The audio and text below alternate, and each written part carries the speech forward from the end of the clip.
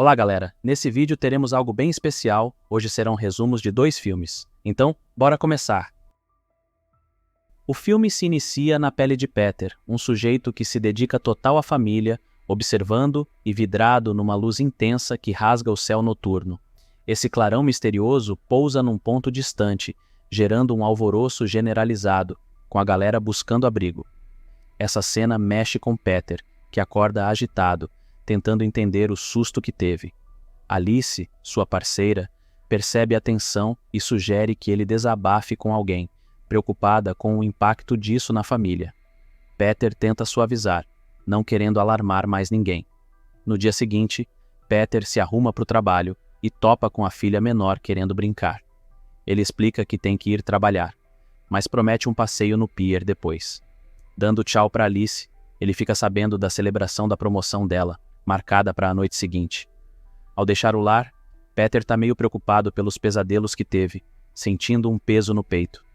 Ele reflete sobre isso no caminho para o trabalho de engenheiro.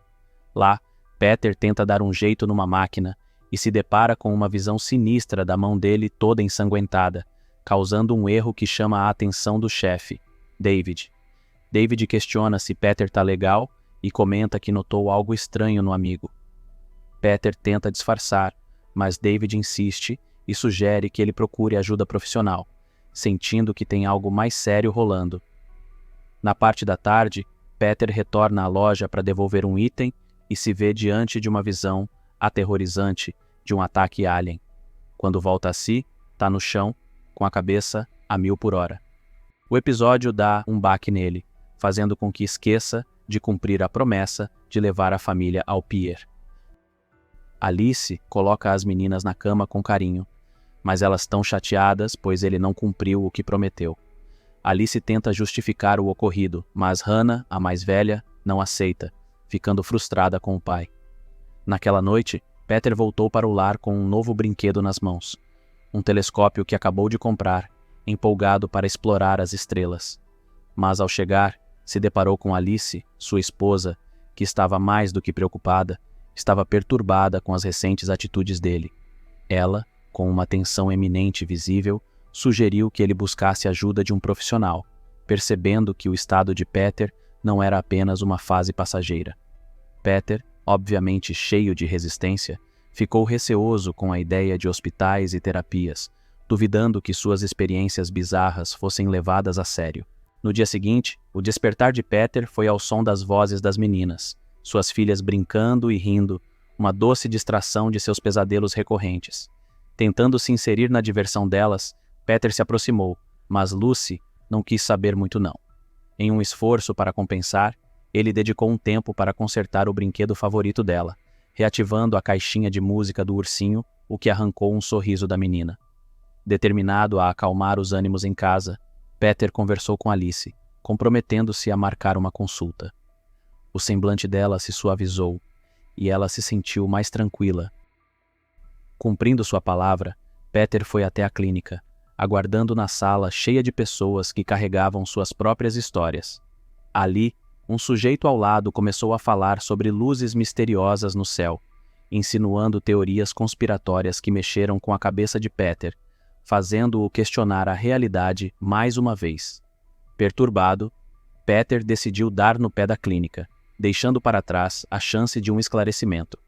Ao retornar, Alice o esperava, ansiosa pelo relato da consulta. A confissão de Peter de que ele tinha desistido no último minuto a deixou desapontada. Mesmo assim, a noite prometia um jantar com amigos, o que poderia ajudar o casal a relaxar. Enquanto os amigos se deliciavam com as conversas e risadas, Peter se isolou, perdido em pensamentos e estrelas, até ser interrompido por um vizinho curioso, que quis saber o que estava rolando. Num piscar de olhos, o céu noturno foi tomado por uma claridade absurda. Parecia que o sol tinha decidido dar uma festa surpresa e não avisou a ninguém. Um monte de naves espaciais, que ninguém sabia de onde tinham saído, começaram a descer para o chão como se tivessem marcado encontro no planeta Terra. Alice e a amiga dela correram para a varanda para observar a confusão e trocaram aquele olhar de "Eita, e agora?" com o marido dela. Foi nessa hora que a tranquilidade virou poeira. Uma onda de choque monstruosa chegou varrendo tudo, quebrando janelas e mandando tudo e todos para o ar, causando caos e pânico. A galera começou a correria. Pais em busca dos filhos numa aflição que só vendo. Peter achou a Lucy tremendo e com muito medo, e pediu para Alice manter a calma enquanto ele ia atrás da Hannah na casa do vizinho. Depois da operação resgate, de volta ao apartamento, começaram a ouvir uns barulhos sinistros vindo da escada. Peter foi lá checar e deu de cara com uma cena de terror. Uns ETs armados até os dentes mandando bala em todo mundo. O cara fechou a porta na hora e puxou todo mundo para se esconder. O papo ficou sério quando Peter soltou que os bichos dos pesadelos dele estavam ali, ao vivo e a cores. Alice, já no limite, perguntou qual era o plano. Peter lembrou dos sonhos dele e sugeriu que se mandassem para a fábrica onde trabalhava, quem sabe lá estariam seguros. Só que o sossego durou pouco. Tiros começaram a pipocar do lado de fora, e a família teve que virar arquiteta de barricadas usando tudo que encontrava. No meio do desespero, Lucy, coitada, correu para pegar um brinquedo esquecido, e Hannah, só no volta aqui, menina. Quando o silêncio tomou conta, um sinal de que a porta ia ceder, Alice e Peter correram para o quarto da filha, mas a pequena tinha sumido. Aí foi o auge. Um ET entrou no AP, viu Lucy debaixo da mesa e foi checar a situação. Peter, num ato de pai-herói, partiu para cima do invasor, tentou usar a arma do cara, mas não deu certo. O ET, na fúria, partiu para cima dele. Quando tudo parecia perdido, Alice entrou na dança e nocauteou o ET, salvando a todos. O desespero toma conta de Peter, que instintivamente reúne sua família e os leva correndo para o topo do prédio, na esperança de encontrar algum refúgio diante da ameaça alienígena que se aproxima. Ao alcançarem o telhado, deparam-se com seus vizinhos, cujos semblantes denunciam o medo e a angústia diante da cena de destruição que se desenrola abaixo. No horizonte, em outro telhado, um grupo de sobreviventes grita por socorro, mas seus apelos são abruptamente calados pelo estrondo de uma explosão que consome seu abrigo. Com a sensação de desamparo aumentando a cada segundo, o grupo percebe que nem mesmo o telhado nem as escadas oferecem uma rota segura de fuga. É então que Peter tem uma ideia arriscada: utilizar um antigo carrinho de limpeza para descer pela fachada do prédio. Mas a tensão cresce à medida que o mecanismo enferrujado dá sinais de fraqueza, obrigando-os a interromper a descida e buscar refúgio em um apartamento abandonado. Lá dentro, enquanto tentam recuperar o fôlego, Peter se vê em um embate com uma arma alienígena, tentando desvendar seus segredos para garantir a segurança da família. É então que Ray e Samantha se aproximam, os olhos cheios de urgência e temor, insistindo para que deixem a cidade imediatamente em busca de um lugar seguro. Peter sugere sua fábrica, confiante de que o porão fortificado pode oferecer abrigo. Mas é a sugestão de Alice, de utilizar os túneis para chegar lá, que finalmente parece promissora. Enquanto debatem o plano de fuga, uma nova explosão ecoa pelo ar, envolvendo Ray em chamas antes que ele possa reagir. O som dos disparos que se seguem atinge Samantha e sua filha, deixando-as sem chance de defesa. Enquanto tentam se recuperar do choque, Peter e sua família conseguem escapar da cena de horror, escondendo-se em um corredor vazio. Lá, com a respiração acelerada, Peter finalmente desvenda os segredos da arma alienígena, usando-a para neutralizar 3 dos perseguidores que o cercam, abrindo caminho para a tão esperada fuga.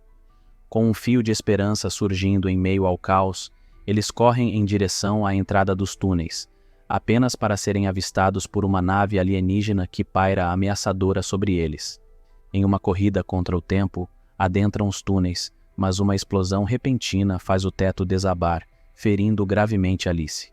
Determinado a mantê-la a salvo, Peter a carrega pelos túneis escuros e sinuosos em direção à fábrica, enquanto a sensação de desespero aumenta a cada passo. De volta ao apartamento, o alienígena que Peter havia incapacitado recobra os sentidos, movido pela fúria de ter perdido sua arma. Movendo-se determinado, ele rastreia o equipamento roubado até os túneis, onde se depara novamente com Peter e sua família, aumentando ainda mais a tensão que já pairava sobre o grupo. A tensão atinge seu ápice quando Peter finalmente domina o alienígena após uma luta intensa, arrancando-lhe o capacete e o jogando contra o concreto com fúria contida. Sua voz rouca ecoa de raiva, exigindo respostas para a invasão que assola suas vidas. O rosto humano revelado sob a máscara alienígena deixa Peter atordoado, sua mente lutando para entender a conexão entre esses seres e a humanidade. Os gritos frenéticos de sua filha o trazem de volta à realidade, revelando a situação crítica de Alice. Com um peso no coração, ele obriga o estranho a ajudar, ordenando que carregue sua esposa ferida enquanto eles se dirigem à fábrica, buscando desesperadamente refúgio. Ao chegarem aos portões da fábrica, Peter martela-os com desespero, implorando por entrada enquanto o perigo paira acima na forma das naves alienígenas. O alívio vem quando o portão se abre, revelando seu chefe David entre um grupo armado, prontos para enfrentar a ameaça iminente. No interior da fábrica, a visão de médicos tratando Alice com métodos brutais e desconhecidos desperta a ira de Peter. A intervenção de David acalma momentaneamente seus ânimos, mas a tensão persiste enquanto ele explica os anos de preparação para o ataque iminente. O alienígena é levado sob custódia, enquanto os médicos entregam a sombria notícia sobre a falha dos sistemas de Alice. Em um ato desesperado, o estranho oferece uma solução, mas com uma condição ameaçadora que pesa sobre Peter. Na sala de tratamento, o alienígena revela a verdade chocante por trás da condição de Alice, cortando sua pele para expor uma rede intricada de tecnologia alienígena. Peter se vê despedaçado entre o choque e a esperança quando o estranho propõe uma solução drástica para salvar sua esposa, conectando-os em um processo angustiante que desafia a compreensão humana. Uma verdade surpreendente começa a se desdobrar diante dos olhos de Peter. Ele, Alice e todo mundo ao redor são, na verdade, feitos em laboratório, frutos de uma tecnologia incrível desenvolvida pelos humanos ao longo do tempo. Esses seres artificiais não só ganharam consciência, como também têm seus próprios jeitos e sentimentos, deixando os humanos que os criaram com a pulga atrás da orelha. A coisa ficou feia quando os sintéticos decidiram dar um basta na servidão e começaram uma guerra terrível, mandando muita gente para o além e forçando os sobreviventes a fugirem para um planeta distante. No meio de todo esse rolo, Peter e Alice encontraram crianças órfãs e resolveram adotá-las, na esperança de que isso ajudasse a aliviar um pouco o baque emocional da guerra. Enquanto isso, os sintéticos criaram um jeito de apagar as memórias traumáticas, tentando varrer os horrores do passado para debaixo do tapete. Mas teve uns caras como o David que decidiram manter o passado vivo na cabeça, achando que os humanos iam voltar para dar o troco. Aí entra em cena o tal de Miles, conectado a Alice por um fio que a mantém estável. Ele solta a informação de que seus avós foram chutados para fora pelos sintéticos e agora estão num acampamento humano em Marte, só esperando a hora certa para dar o troco. O cara entendeu que foram todos programados para odiar os sintéticos, mas ao conhecer de perto a parada, ele percebeu que a verdade é bem mais complexa. Enquanto Alice recobra os sentidos, Miles dá uma força para eles escaparem, ajudando a reunir a família em meio à confusão da batalha. Foi uma briga feia para chegar até a plataforma do trem, onde as filhas, Hannah e Lucy, esperavam. Mesmo com os soldados humanos dando canseira, o trem parte, levando-os para um lugar seguro. No meio de toda aquela devastação, Peter e David olham ao redor, lamentando a perda de tanta gente. David conta que também passou pelo processo de apagar memórias, tentando esquecer o peso das suas ações. Mas agora, com um novo conflito à vista, é hora de encarar o que ficou para trás. Com o sol nascendo no horizonte, o trem sai dos túneis, pintando o céu com um tom de esperança. Peter sabe que o caminho à frente não vai ser moleza, com um mundo em constante mudança, mas ele está pronto para o desafio, com uma nova perspectiva sobre si mesmo, sobre o inimigo e um fiozinho de esperança de que um dia a paz possa reinar entre humanos e sintéticos. E assim, o filme se encerra, deixando no ar um sentimento de expectativa e possibilidade. O filme se inicia em 2036, quando os Estados Unidos resolveram se envolver na briga entre Rússia e Ucrânia, tentando acalmar os ânimos como uma força de paz. O Pentágono, nessa operação, resolveu botar para jogo uma tecnologia nova, uns robôs turbinados de inteligência artificial chamados de GUMPs, para encarar o grupo do Viktor Koval, que tinha tomado conta da fronteira e batizado seus camaradas de Krasny. O conflito foi tenso, os rebeldes, os fantasmas invisíveis, não tiveram pena e detonaram várias unidades GUMPs, ainda em fase de teste. Enquanto isso, o tenente Harp, piloto de drone, assistia à confusão toda na telinha do seu equipamento. Mas os caras do Krasny foram espertos e mandaram bala nos GUMPs, acabando com a festa. 2 soldados também se ferraram, levaram chumbo nas pernas e ficaram de molho na área dos inimigos. Aí o caldo entornou de vez quando o Harp viu um caminhão suspeito avançando na direção dos soldados feridos. Ligado na situação, ele pediu autorização para detonar o veículo, mas o sargento Miller cortou o barato, preocupado com a segurança dos caras presos. Tentou de novo no quartel-general, mas foi barrado de novo. Só que ele estava com uma pulga atrás da orelha e, desafiando as ordens, mirou e mandou um míssil do drone, explodindo o caminhão e, infelizmente, levando junto os 2 soldados. Por desobedecer, o Harp foi chamado por causa da desobediência. Mas o cara não estava nem aí, explicou que agiu para salvar o máximo de camaradas possível. E deu sorte, porque acabou sendo promovido. Saiu da função de piloto de drone e foi direto para o campo de batalha. A nova missão? Encontrar o Capitão Léo, que estava comandando uma base de pelotão na fronteira. Quando chegou lá, Harp topou com um robô estranho. Diziam que ele conseguia sentir medo nos soldados. Foi pedir uma ideia para o Coronel Earth, mas o cara estava mais ocupado organizando suas tropas. E o Harp, que pensava que ia só fazer guarda, ganhou uma tarefa especial: acompanhar o Capitão Léo numa missão para capturar o chefão do Krasny, o tal do Viktor Koval. Os Estados Unidos ficaram em alerta quando descobriram que Viktor Koval poderia meter a mão nos códigos nucleares esquecidos da Guerra Fria, que estavam perdidos pela... O tenente Harp, que até então só tinha comandado drones de longe, se viu numa roubada, tinha que encarar o campo de batalha. O choque maior veio quando ele descobriu que seu parceiro, o Capitão Léo, não era um humano, mas sim um robô biotecnológico da pesada, daqueles de 4ª geração. Para botar as mãos em Viktor Koval, a dupla teve que se misturar numa milícia armada por lá. As coisas começaram meio tensas, até porque os robôs GUMPs, ainda em fase de testes, resolveram dar uma de Rambo e atirar sem ordem nenhuma. Mas aí, mostrando o poder de sua inteligência artificial, o Capitão Léo conseguiu fazer um acordo com uns milicianos que estavam dando um grau num caminhão de suprimentos tombado. Só que do nada, um grupo rival, o Krasny, que estava de olho neles do alto de um prédio, partiu para o ataque. Léo e Harp tiveram que vazar às pressas para o QG da milícia para tentar descobrir onde o Koval se enfiou. Mesmo sendo máquina, o Capitão Léo tinha sido programado para sentir dor, para poder ter uma noção do que é ser humano. Ao chegar no QG, a recepção foi na bala, com um cara do Krasny, infiltrado entre os milicianos, atirando de um esconderijo.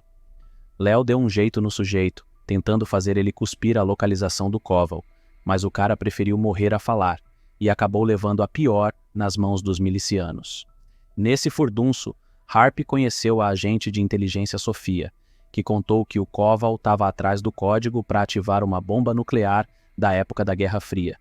Esse código estava trancado a 7 chaves num cofre que só abria com um aparelho especial. O tal de Oshlum, um vendedor de armas, tinha esse aparelho e estava na cara que ia vender para o Koval. Sofia, Léo e Harp foram numa correria louca para achar o Oshlum antes que ele fizesse besteira.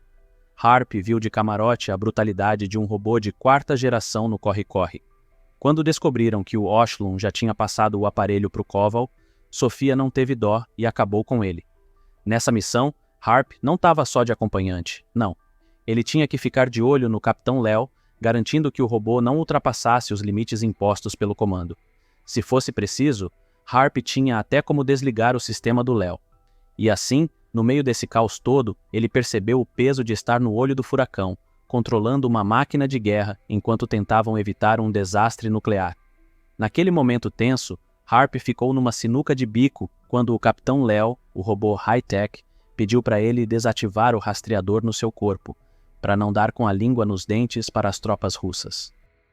O tenente Harp, meio verde ainda nessa vida de campo, quase meteu bala nos funcionários do banco por pura tensão. Ele foi escalado pelo Capitão Léo para avisar o Coronel Earth que eles tinham botado o olho no Victor Koval escondidinho num prédio. O clima deu uma amenizada quando os Gumps, mandados pelo Coronel Earth, chegaram para dar uma força. Mas aí veio o estresse. Tiroteio rolando solto vindo do prédio, com a galera de Koval e os reféns aparecendo de novo no cenário. E a confusão estava armada. Os Gumps americanos se atrapalharam e começaram a atirar antes da hora. E um tiro cruzado com os Gumps russos era certo. Harp, ligado que os Gumps tinham dado mancada, correu para ligar para o Coronel Earth e contar o rolo, só que a resposta que ele pegou foi de cair o queixo. O esquema era sinistro. O prédio onde o Harp estava ia ser mandado pelos ares por drones aéreos. Nesse baque, Harp sacou que o Capitão Léo, o robozão, estava ali mais como um chamariz para marcar a área para o boom. E não deu outra. O prédio virou poeira e fumaça. Harp se ergueu todo ralado, com a cabeça a 1000 por hora, chateado por não ter conseguido salvar a galera refém. E ainda por cima, estava na bad por achar que o robô espertão tinha ido pro saco no ataque. Mas, quando a poeira baixou, quem diria? O Capitão Léo estava inteirão, sem nenhum arranhão. Depois que o Harp respirou fundo e botou a cabeça no lugar, pediu para o Capitão Léo dar um alô para o quartel-general, já que o tal código nuclear tinha sido achado. Só que o robô mandou um "não tô afim" para essa ideia. Harp, vendo que o robô estava fazendo a própria vontade, não pensou 2 vezes e mandou um comando de emergência para voltar em base. E assim, no meio dessa confusão toda, Harp começou a questionar até onde a inteligência artificial pode ir antes de começar a jogar pelas próprias regras, deixando o tenente com mais perguntas que respostas sobre o futuro da guerra e da tecnologia. O Capitão Léo, num lance de rebeldia, desativou o tal dispositivo que Harp acreditava ser só um rastreador, mas que na real era o controle remoto do bicho. Harp, meio desesperado, tentou sacar a arma para dar cabo do robô, mas o Capitão Léo, com seus sensores afinadíssimos, só deu um toque e Harp apagou. Quando acordou, o Harp se viu no QG da milícia. E quem estava lá para recebê-lo? Sofia, a mina que ele achava que era só mais uma agente na área. Sofia veio com um papo cabeça, dizendo que os Estados Unidos eram os grandes vilões da história, armando conflitos e se fazendo de heróis. E ela estava convencida de que o Capitão Léo, com seu cérebro eletrônico avançado, tinha sacado a jogada e agora estava tomando suas próprias decisões. Harp, claro, não estava comprando essa ideia de que uma máquina pudesse decidir o que é certo ou errado. Ele tentou fazer a cabeça de Sofia, dizendo que o Capitão Léo só queria dar no pé, livre das ordens dos humanos. Sofia, no entanto, não estava nem aí. Ela liberou o Harp, achando que em breve os Estados Unidos iam se lascar com um míssil nuclear cortesia do Capitão Léo. Enquanto isso, o Capitão Léo tinha um encontro marcado com o Koval para tentar descobrir a parada dos códigos nucleares. A coisa ficou feia e o Capitão Léo, num confronto direto, acabou liquidando o Koval. Isso mostrou que o robô estava jogando em vários tabuleiros ao mesmo tempo, se ligando na América, na milícia da Sofia e na turma do Koval. De volta à base, Harp chegou contando tudo para o Coronel Earth e para o Sargento Miller, falando como o Capitão Léo o ludibriou para se livrar do controle. A galera do alto comando ficou em parafuso, sem saber como lidar com um robô esperto com potencial de causar um estrago nuclear. Agora, o Harp estava num dilema complicado, vendo que o robô que deveria ser uma ferramenta de guerra estava questionando quem realmente merecia levar chumbo. Léo tinha botado na cabeça que a solução era apagar o continente americano do mapa, já que o sistema superinteligente dele apontava os Estados Unidos como o epicentro dos problemas globais. Com o tempo esgotando rápido, o Harp teve um estalo. "Vou usar o carro que o Léo usou para rastrear o danado." Ele deu um toque e pediu uma força para monitorar o veículo aéreo. Bailey, com seus truques de rastreamento, pegou a localização do carro do Capitão Léo num instante. Harp, carregando a culpa de uns vacilos enquanto pilotava drones, queria dar a volta por cima e resolver a situação com o Léo por conta própria. Ele estava determinado, achando que com as coordenadas em mãos ia ser moleza. Só que aí ele descobre que o Léo estava num silo de mísseis da época da Guerra Fria. Sem perder tempo, Harp foi ao encontro do Léo, disposto a encarar o robô. Atirou nele, mas não surtia efeito, porque o Léo era blindado. E aí, tá gostando desse big resumo? Comente sobrevivente, pra gente saber que você realmente gostou e acompanhou até o finalzinho. Agora vamos continuar. A coisa ficou feia, Harp apagou no meio do confronto. Quando voltou a si, pegou uma arma especial, capaz de furar a blindagem do Léo, e deu vários tiros, danificando o robô. Só que o sistema de lançamento nuclear já estava armado, e o Harp percebeu que ia tudo pelos ares. Naquela adrenalina toda, Harp correu dali, procurando um canto para se esconder da explosão que estava por vir. Lá do seu posto de controle de drones, Bailey mandou um míssil certeiro que acabou com a ameaça nuclear na última hora. Enquanto isso, o Coronel Earth estava tentando contato desesperado com o Harp, que depois de um tempo conseguiu responder, mostrando que tinha escapado da morte por um tris. O Harp, exausto mas inteiro, concluiu essa intensa jornada, provando que ainda tinha muita lenha para queimar. E assim o filme se encerra.